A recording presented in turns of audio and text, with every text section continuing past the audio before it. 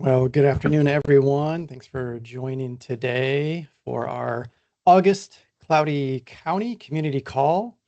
As you've been seeing in the chat, Dwayne is struggling to get out of town for some business, dealing with a nice storm. Hope you have a safe flight there, Dwayne. I think maybe you'll be able to pop in for a second or two, but we will carry on. Today we're going to be covering our typical bit of what's new in this community. We cover some things going over Microsoft 365 space like that. Then we'll dive into some Teams updates and some Copilot updates. So I'm Joe Gasper. I'm a Microsoft MVP and work in higher education. And Dwayne, who's Hyatt, who's on the call with us normally, cloud solution architect with Microsoft. Again, trying to make it here in Gainesville, Florida, out of the airport. So let's get started with our first bit of what's new. And please use the chat if something comes up, something you want to look at further. I'll try to keep my eye on that while we're doing this.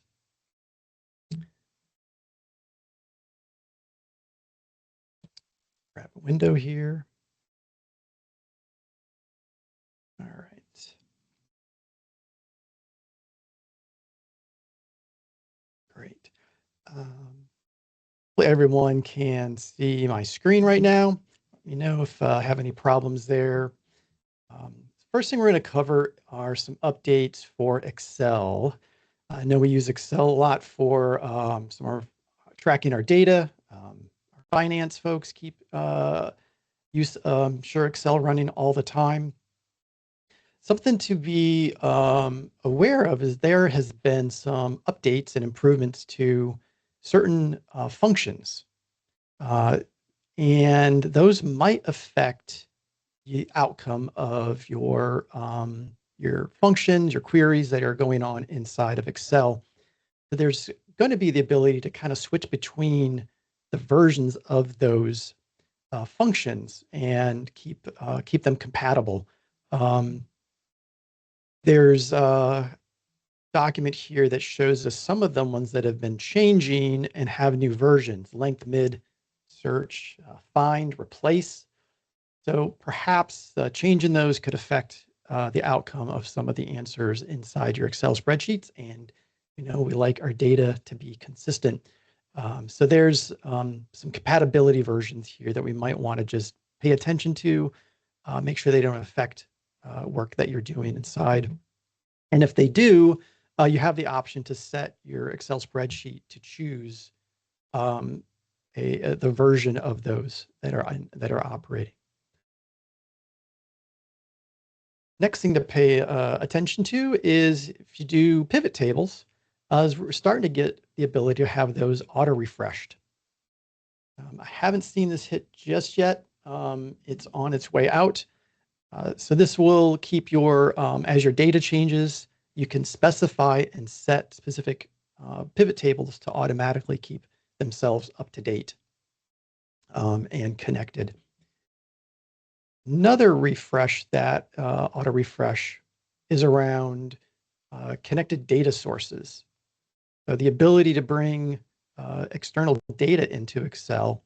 They're working on now providing the ability for that type of data source to also go through some refreshing more easily automatic. So wonder if you have used this before or have seen the ability to go into Excel. We can go into data, and there's the ability to go get data from a lot of different sources. So these are some of the places where we can go start getting some of that auto refresh capabilities. You could connect right to a SharePoint list. Maybe you've got a list where you're using Microsoft Forms to take and collect data. And we talked a lot about bringing that data into like a SharePoint list. You could look at that data in Excel and do some analysis on it, right, opening up that SharePoint list. Some of those data sources now, I think there's a list down here, give us an idea of some of these connectors that will be able to kind of keep that auto refresh happening now as you start working with your data like that.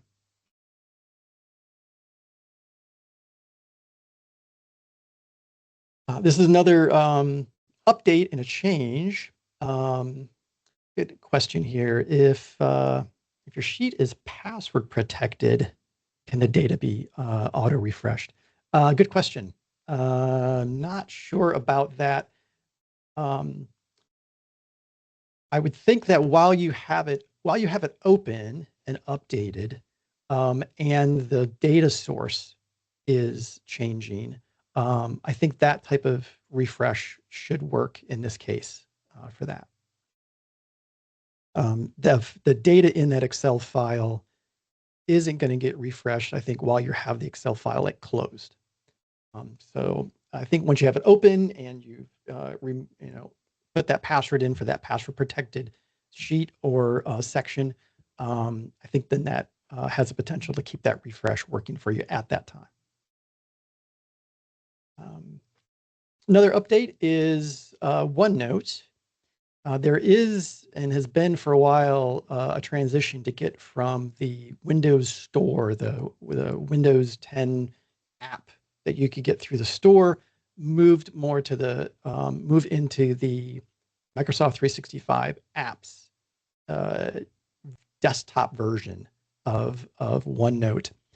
So a reminder that is something you want to make sure you've done, and also you want to keep that version up to date. There's some changes to OneNote for better synchronizations.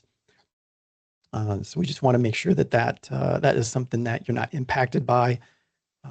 They have started in June. And if you've got any problems with syncing going on with OneNote, just double check, make sure you're up to date and you're on the latest version to make sure you're on this latest sync engine, and don't have any problems with that. And also make sure you're on the desktop version, my M365 apps version of that. So if you have a file, go to account, make sure you're seeing Microsoft 365 apps, enterprise, make sure you're in that version, if that's what you're using. You want to kind of see how we run this show? You have this right here, how we keep things tracked for the week, for the weeks as we lead up to one of our calls. So anyways, that's how this show gets made. Let's see. For the next thing we want to cover, let's see, it is here. There's a new web part kind of interesting in SharePoint. We talk about SharePoint being used often for an intranet, so an authenticated place to put information, perhaps about your department, maybe about your lab. And there's a new web part that is called Dashboard.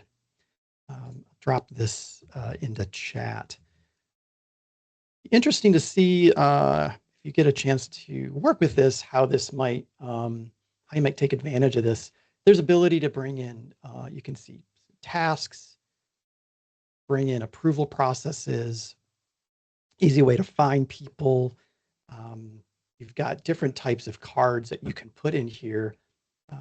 And what does this kind of look like? Because it's kind of interesting how you set this up. Typically, we are in a SharePoint page. I've started a new page here. And I can come in and add, I can just add a new, just add some text, add a web part in here. Here's all my ability to make changes to that, settings, things like that. I bring in another web part. Let's bring in quick links.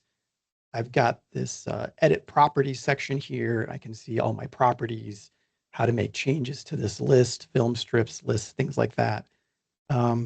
If I bring in this dashboard, it works a little differently.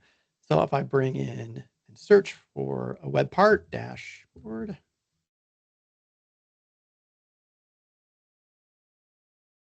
my settings, all I get is like the number of cards to show, and not really anything else. So what happens is behind the scenes, we end up with this new, under this gear in the upper right, where we often go in for like site permissions, site contents. We've got this manage dashboard option here, and we can hit create, and this kind of kicks off this process in order to decide what to start putting on these cards. Start adding cards. We can preview it, and then we can publish it. So we can add a card. And so there's a different, kind of a short set of these other types of things that we can start bringing into this card set. We can bring in assignments. We can bring in approvals, assign tasks, events from this site, bring in links to OneDrive, quick links, praise. We can just start adding these cards to add if there's any assigned tasks. We can bring in a way to add praise. There's a people one, which is nice. Quick lookup of people. Maybe if there's been any, we can just bring in a folder of information. Let's see. Bring in Power Apps, just a straight web link if we want to. We're not gonna, we can come in here and then design each one of these little cards. Each has their own little bit of potential settings, large sizes, medium sizes, things like that. But if we publish this, now I've got our dashboard page here, and we could start creating a task that's part of our planner assigned with this team, this site. Send praise, quick person lookup. Easily find someone in here. Gives you a nice contact card to quickly show that. So those are nice little features to take advantage of. In some way, and again, we can bring that into a page and embed it into a page and put it into a site, bring that page into a team, perhaps.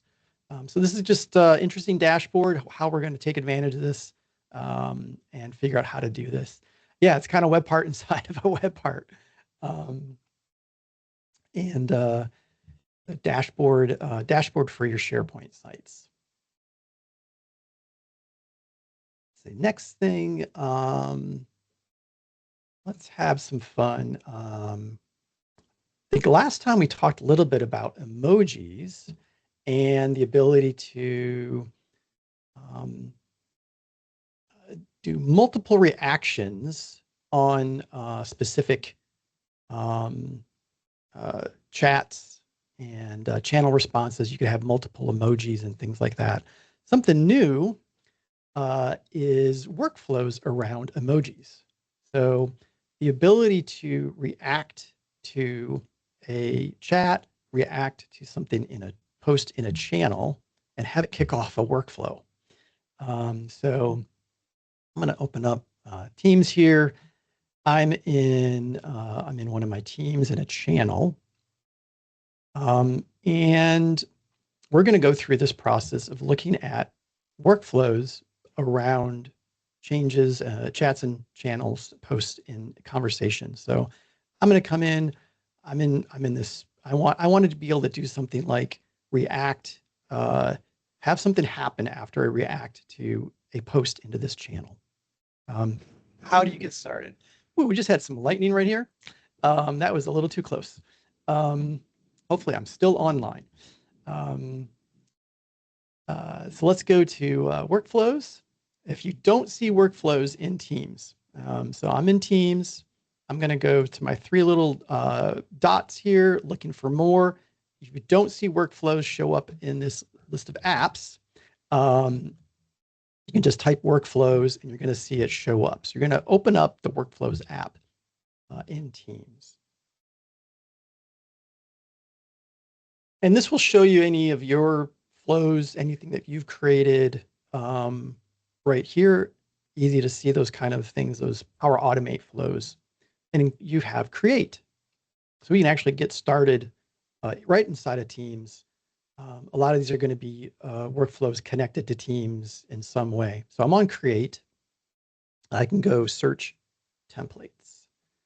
And I'm going to put in emoji and search on that. We're going to find some templates here that trigger on an emoji reaction. So some of them are chat. So this one is a Teams chat.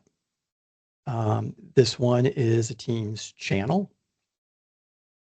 So let's do use an emoji, react to Teams channel, reply. So let's try this. In a Teams channel, I'm going to hit some type of emoji and I have some pre-written message. I'm going to choose that template. It's got a name up here if you want to edit that. I'm going to go next. Now it's going to, first thing you do is pick an emoji. So there's plenty to choose from. Lots of options in here we can look at. I don't know if you've seen this before. If you scroll like to the very end of all the emojis, something I recently discovered is that there's a bunch of Windows 50th anniversary emojis. So some of these might bring back some memories. We've got Clippy down there if you want. So let's use Clippy. Now you can decide every time that you react is going to kick something off. I just want like first time that I react. Now I can set this up for everyone in this team or just myself. So this is just going to be a flow just for me. Now it decides, select a team to monitor. Where are we going to monitor? So I'm in my test team, and I can look at my channels. I want Project 05. And now I've got my message in here that I can reply with. And I've got a little bit of the ability to set some bold and italic, some basic things you can do in a Teams post message. And I'm just going to keep this example, and I'm just going to create this flow.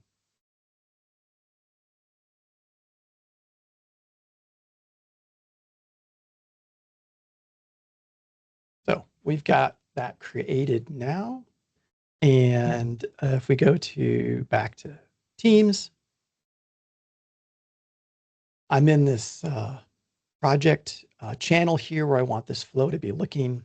Let's see if it is active now. So I can come in here and let's go find,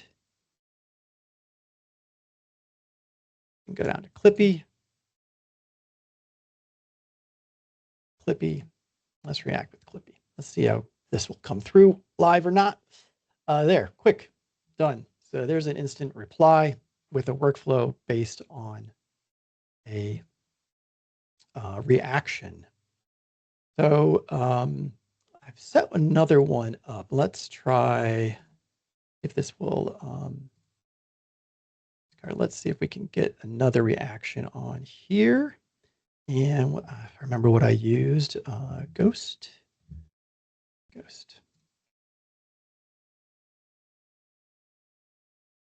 So if that kicks off, you can see here now we've got two emojis running. Let's see if this one has completed.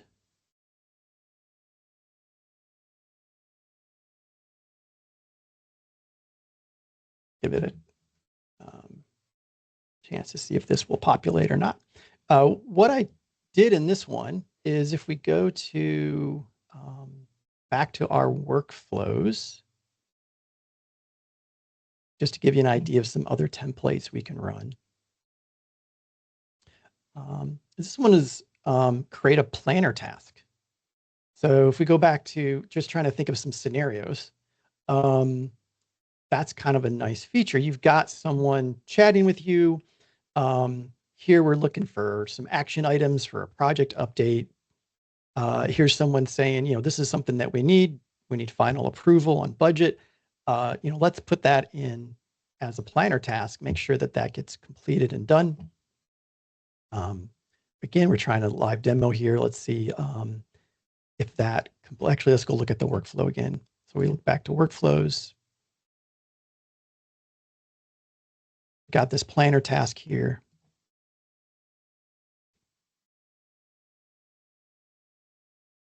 And this is what the template looks that I went through. So I didn't have to create this. That template and that walking through process where we created the emoji to send a response, a simple response back. I didn't have to go build all this. This is what it did behind the scenes for us.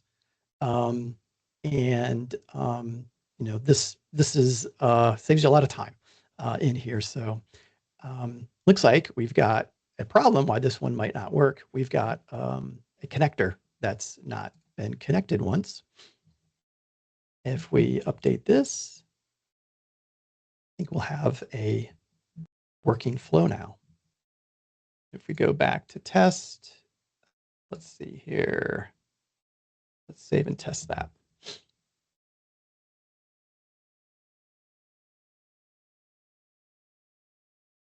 We got our other connection here. That is all set. We are.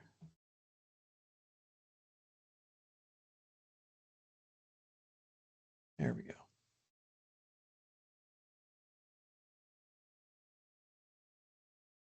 All right, save that. Let's go back to our team. And let's do another reply. Let's say we need an updated vendor list.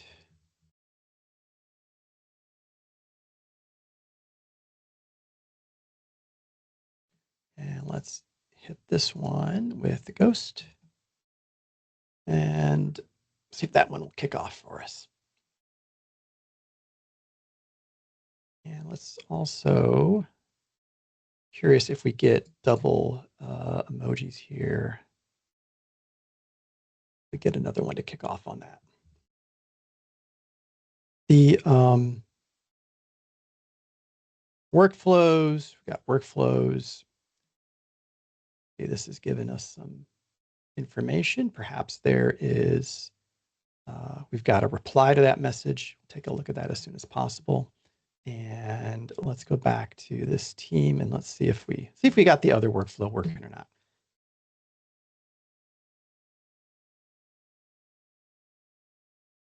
Get a grid view. Yep, there we go. Need an updated vendor list. So that's a quick way to push over another quick way to push over some information in the planner. You could, again, this is Microsoft Flow template, so you could push this. Push something from Teams with an emoji, into a SharePoint list, into OneNote. A lot of things that you could be taking advantage of that with just a simple emoji.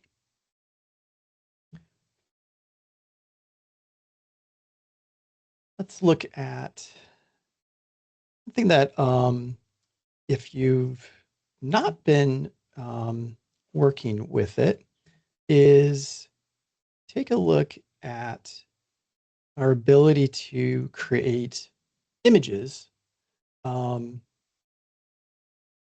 in Copilot. If you've not seen this before and been trying this out, I don't know if we actually covered this very well, is talking about image creation in Copilot changed to a new model. The image creation capabilities used to be based upon something called DALL-E, D-A-L-L, kind of hyphen dash E, you could say. And this has been switched now to a GPT-4 image creation capabilities. And we get significantly better types of images. This will handle text really well now. It knows how to spell again. And something that was bugging me is by default, you typically get a square image, but you can ask for landscape formatted. So that's one little trick there to get this type of imaging differently. A nice little feature, but we could, let's see if we do something like add,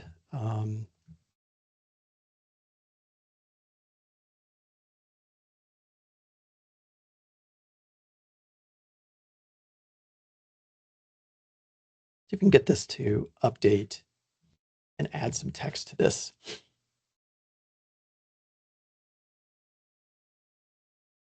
Oh, well, I've tried that too many times. So you do, because I have this is a just a regular account without any extra image, without a Copilot license.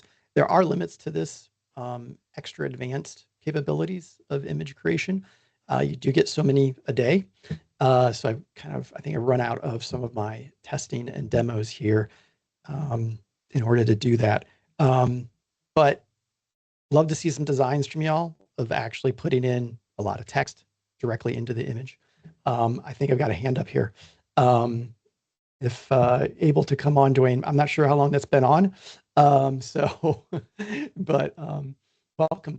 welcome. I figured if my flight's just going to be delayed and delayed and delayed, why do I need to drive to the airport? And now my connecting flight is scheduled to leave at 10:40 p.m. tonight. So, oh my gosh, I'll get there tomorrow, I guess.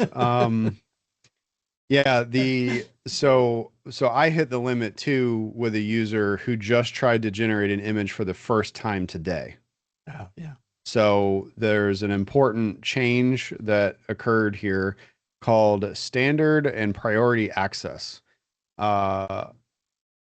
There's limits on the system, basically. So thank you. You had the document pulled up. That is an example of hitting a limit on the system itself. So if you don't have a paid Copilot license, you are in the standard access category, which to be fair, I've done the same thing with Chat GPT. It says like, hey, we're really busy. A lot of people are generating images right now, and you have to wait. So yeah, it happened to me too. Yeah. We probably don't know exactly what that is. As many as we probably can get is just up to how busy that system is, really, is what we're kind of all we really know. Is that kind of true? There's not like 5. It's more about if they can give us more, moving targets. So yeah. So that's something to do pay attention to, is if you do want to take advantage of that, is, get your prompts practiced. But once you do and start laying some text over the top of it, it's pretty sweet to be able to have it properly put real words, not usually gibberish we used to get. So let's go back into Teams. We've talked about Copilot agents before. There's been some updates to agents recently that just some little key differences that we want to cover. I'm going to go into Teams. I'm going to go to Copilot. And let's go open up an agent here. I'm going to open up this one that we created together on one of our previous calls, extension link.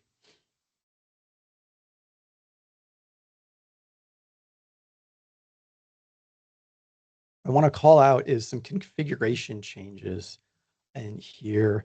I'd love to know if you've got any type of use of this. If you've been creating your own agents, love to hear what your scenarios are. If you would share those into chat, that would be really great to hear. This one was Penn State. We kind of set up one that is designed for cooperative extension agents that uses all the knowledge posted on the extension website from Penn State that has all their, what agents do, take all this research data, make it accessible to the citizens of their state. made an agent that understands that information and uses it as its source. Some changes that are here now that are showing up for everyone is we can bring in some extra capability. So code interpreter, maybe you've got an agent that will help you do some analysis with like an upload and add an Excel file. Work with Python is often with data analysis. That will help you do that. If you want one that's more dedicated to image generation, we can bring that capability in to your agent. And also this one around prioritizing knowledge sources. The language models now, there is so much information in those language models that maybe some information can be sourced right from the model. These help decide where do you want to get your information from as a priority and how that happens. If we were to click that open link, add knowledge, prioritize your knowledge sources, gives you some examples of, what's going to, hit your knowledge-based sources that you've added to your agent and what you might allow the language model to answer. So it gives you some ideas of, things that are really particular to that knowledge source that you've added. You want it to go to the knowledge source. So that toggle there is helping you decide like where you want, simple questions. Could they just come from the general knowledge of the large language model? Anyways, this gives you that capability now to understand where you want to do some of that. The next thing, this one's going to be kind of fun. Is I'm in Copilot here. Let's just start a new chat.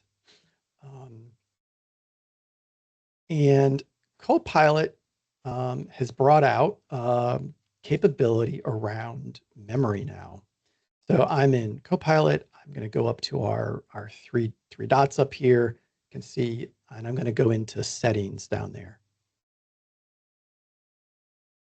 And we've got this personalization capabilities. So two items that are want you to pay attention to, particularly one called Copilot Memory.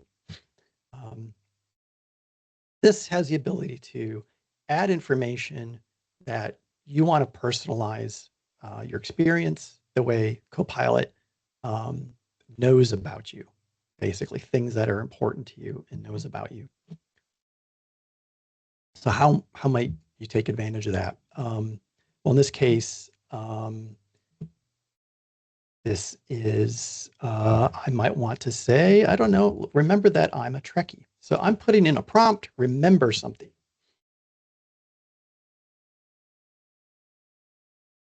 Something to see here is that you've got this little memory updated underneath that prompt. That's something you want to pay attention to. You see that Copilot has either you asked it or it's something that you've told it to remember about you. So I can do that. My systems administration work. I like to work with PowerShell. Remember that. I prefer that versus maybe perhaps Python or some other language when I'm getting help. Could do that kind of stuff. So if we go back into settings, Copilot memory, you now see those things that it's remembered. I can manage those individually if I want to. I can delete them all and work with it. So let's see, like how might that be helpful? So let's say I'm working on a trip to Seattle. I need to I'll look for some research positions. I'm going to meet some folks up there. I'm looking for some places to have a casual, chat with people. So we can see here that memory's been updated. It's remembering already, without me asking it, that I've got a flight coming up. And I want to work with some people. It's given me some nice locations. Great to go visit these perhaps, but you know what? Maybe I've got an allergy to seafood. I put that in there. Right now it knows that that's it. And the next time I ask for some locations, I should remember that now. So if we start a new chat, so here what we've got an oyster house. So let's just start a new chat, and let's see what happens with our kind of ask that same question again. See if it remembers that I probably don't want seafood somewhere.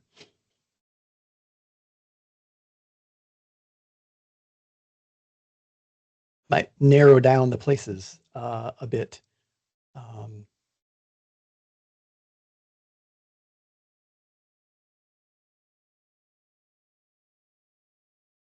Got some outdoor coffee shops, some cafes, coffee houses.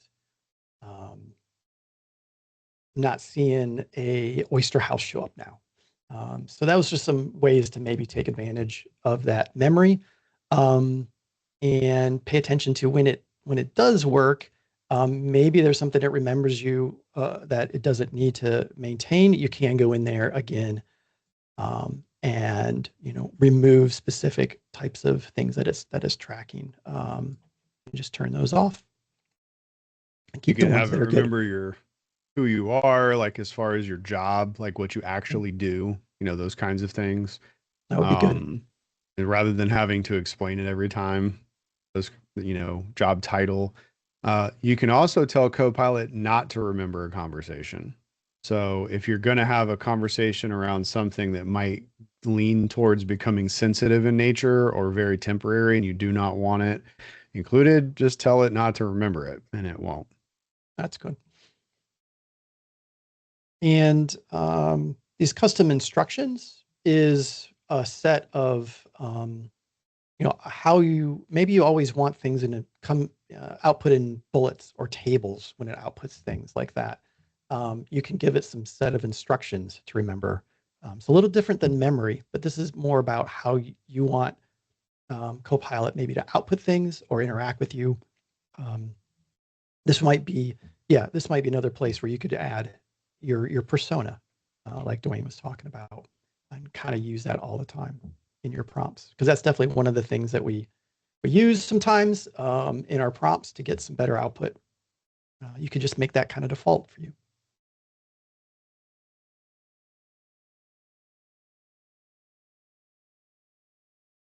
Dwayne, at this point, was going to switch and kind of cover. We briefly covered it. It's still not rolled out to everyone that I've seen. I've seen people just this week start getting it. Is the new simplified collaboration, and kind of cover that. So let's cover that a little more deeply. If anybody's hit that or hasn't seen this yet, that would be kind of interesting to know. Is if you haven't seen this yet, how long this is kind of getting to roll out to education. It's something that's been available outside of education for quite a while now. Hopefully something that gets you soon. I'm definitely finding it myself very helpful to stay up to date with what's happening in Teams, especially if you end up with a lot of them or a lot of chats. How to check, how to test. Usually you're going to get prompted that there is a new way of dealing with chats and channels in Teams. You'll get a prompt for that typically. Maybe you've missed that, or you just didn't have the time at that moment to take advantage of it. I'll show you how to get into that and open that up. So I'm in Teams. And right now you can see I've got Teams and I've got chat. I've got these two options here. Your standard method that you typically have been seeing forever. And if we go into settings of Teams, if you have this new feature, first thing you're going to have is a chats and channels option now in your list of settings. Maybe you're used to grid view, list. This is where this has been moved to your layout now. But now we've got this option is if we choose list mode, we now get an option to combine viewing chats, teams, and channels combined. The list layout to start with, and now combined.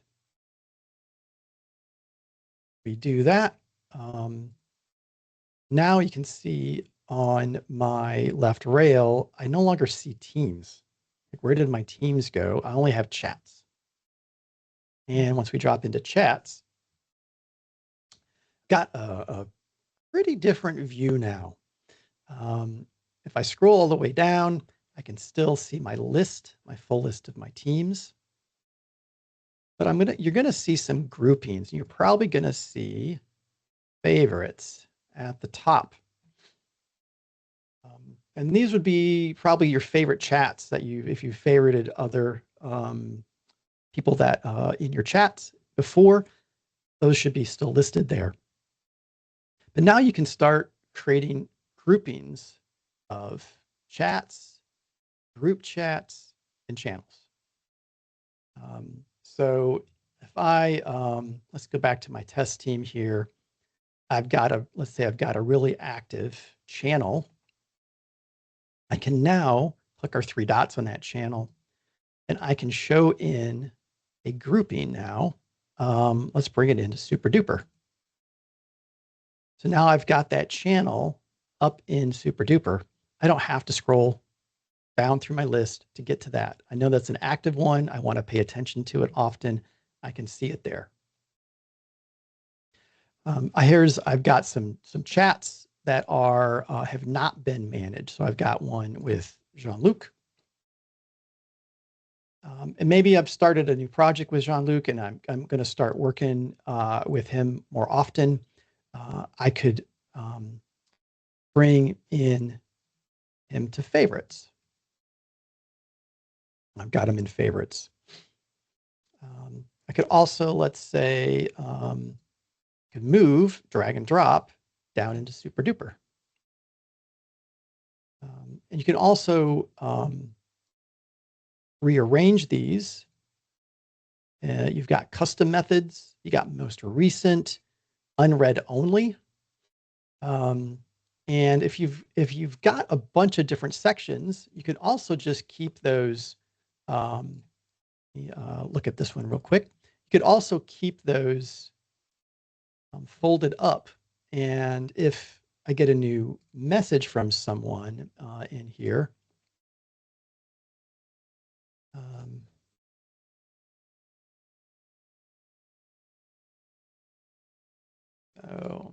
send a message in there. If I go back to Teams, you can see Super Duper now is bold. So somewhere one of those chats, channels, teams that I've got, something's happened. So I can see now that I've got a message from someone there.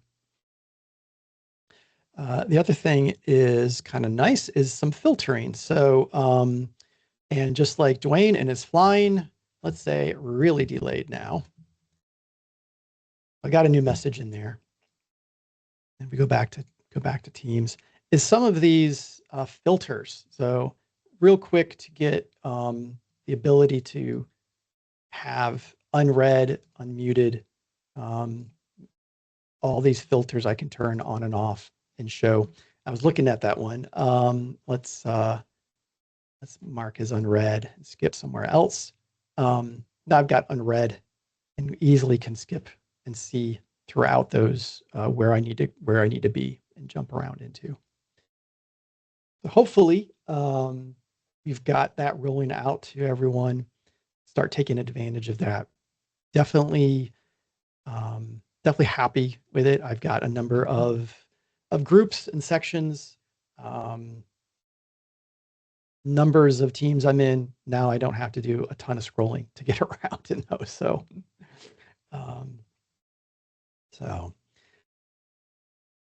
let's see. All right. You had some more luck with images there, Dwayne? Yeah. Like you said, it's I just asked it. Hey, can you try again? Like a few minutes later, and now it's processing my cat riding a green tractor picture. Did you add some text? I sure did. Like get off my lawn or something? Not that kind of a tractor. You'll see. Oh. Um, those are some things that have updated with Copilot, updated with Teams. And so let's look at one more thing that has been rolling out.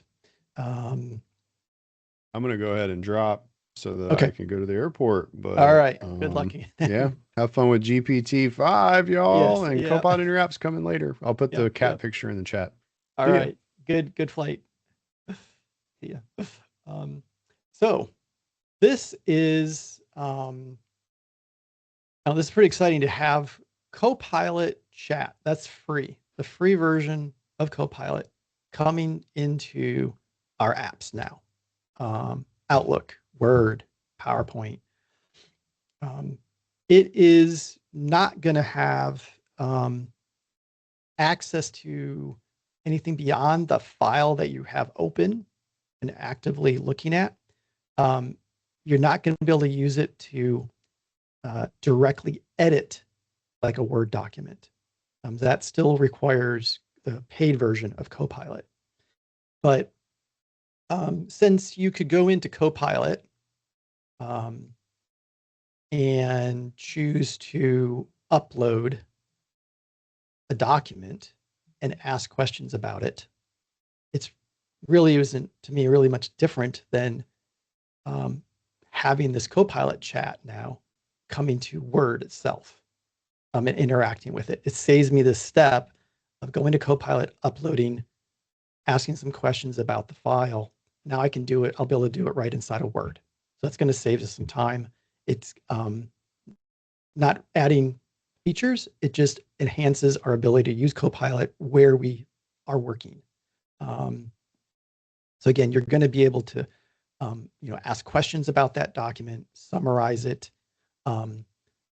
and help you reword paragraphs and things like that. It's not going to be able to directly edit the document or create an entire PowerPoint for you while you're doing that. You should start seeing it in Mail. You should start seeing it in Outlook. That's the first place that's been released. That's where I've seen it show up for folks. Have not yet seen it inside of Word or Excel or something like that just yet. But you could have Word. We could just summarize this email.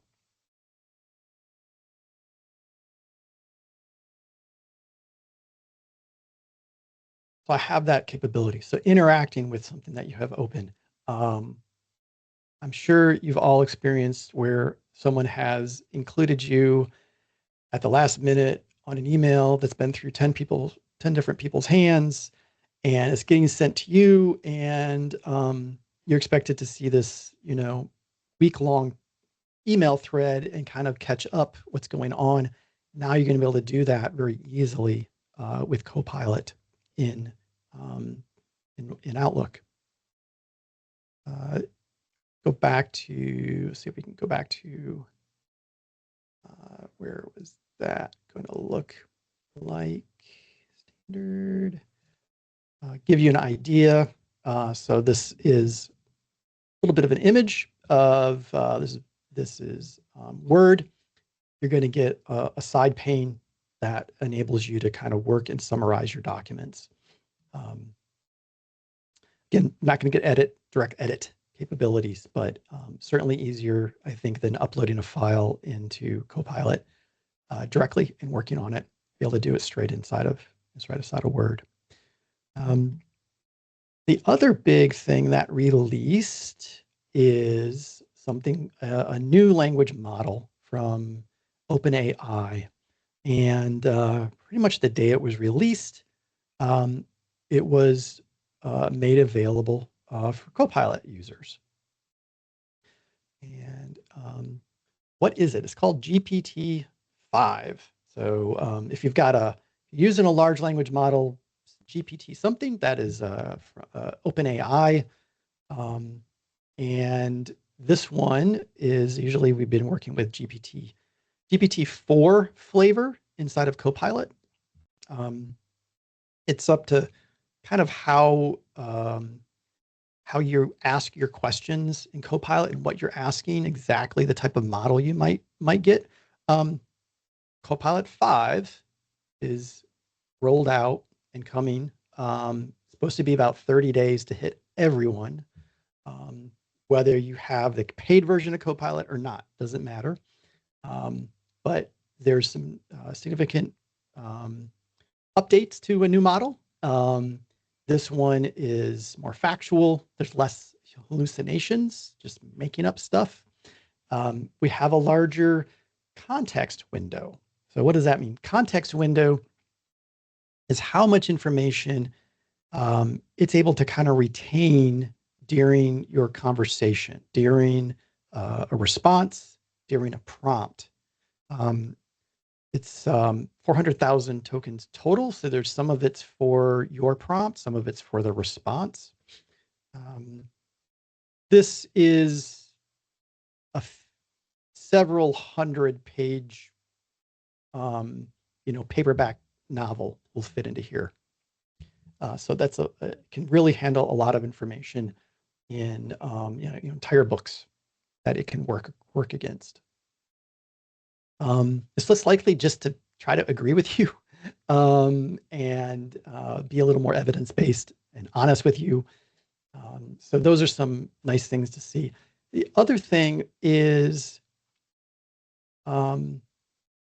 there's this they call it a reasoning routing, but there's several GPT-5 flavors themselves that, depending upon your question, might not take the full entire most advanced version of GPT-5 to answer it. So instead of burning a lot of tokens and a lot of CPU and a lot of GPU, a lot of compute behind the scenes, it maybe doesn't have to use the full model for that purpose. It will use one of the quicker models of GPT-5 to answer you just fine. So that's happening automatically too. And that's something that if you have access to some advanced interfaces that allows you to choose different models, you'd have to think like, which one do I need to use in this case? The times when I've been able to access this and use it, I can tell sometimes when it's using what's called a reasoning model. It's thinking through all these steps it's got to do to get to me, an answer to me. And sometimes it's really fast because it's just a more simple prompt and it's quicker to get me an answer. So that's something to think about as you're using this. Don't have to think about that. Who gets access? So it is rolled out already. You may start seeing it. You may have already had a chance to use it. How do you kind of know if you see it, have it, or not? You're going to have a little button up next to your chat icon that's going to show up. That goes bold, turn on, I think GPT-5. You're going to be able to use it. And if you get a chance to turn it on, it'll be good for that session. Maybe you start a new chat, you might lose it. Again, this is, as we talked about for images creation, standard access, which means as of it's available, we can start using it. And I think, over time, that's going to ramp up and slowly going to roll out to us and be able to take advantage of that. So definitely something looking forward to. The times that I've had a chance to use it so far, the responses, have been great. I'm looking forward to be able to kind of use it enough to kind of compare what I was getting previously.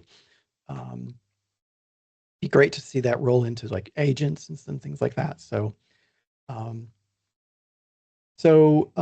question is GPT-4 and GPT-5 the same as ChatGPT? So, yeah, that's a good question. ChatGPT, think of that as the I like say like it's a car, and the GPT-4, GPT-5 is sort of the engine, and we can think of it as the interface to this powerful capability, and then we drive it around in a car like that. So we're the driver in this car. Now you've multiple manufacturers of cars sometimes use the same engines. So that's what we have here is that OpenAI, the company OpenAI, is associated with GPT-4, GPT-5, the first rollout, GPT-3, 3.5. That is integrated into Copilot. So if you don't try GPT-5, you're using a flavor of GPT-4. Microsoft's licensed that with OpenAI. So in ChatGPT is OpenAI's user interface to the language model that they are, which they're OpenAI. So they're going to be GPT-4, GPT-5, that kind of flavor.